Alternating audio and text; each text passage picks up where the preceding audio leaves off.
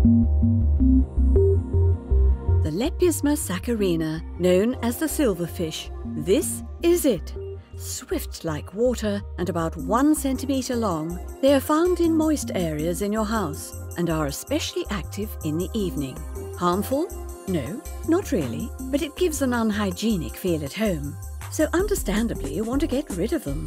By using the Silverfish S-trap, you will do that efficiently, smart and fast, without annoying and environmental unfriendly insecticides. It's easy. Take the transparent plastic dual tray out of the package. Place this capsule in the center holder, which is located at the top side of the S-trap. This capsule contains a fragrance which the silverfish cannot resist. Place the S-trap where you suspect silverfish or where you have recently seen them. Typical examples of where they can be found are behind the toilet bowl, the back of a kitchen cupboard, or behind the washing machine.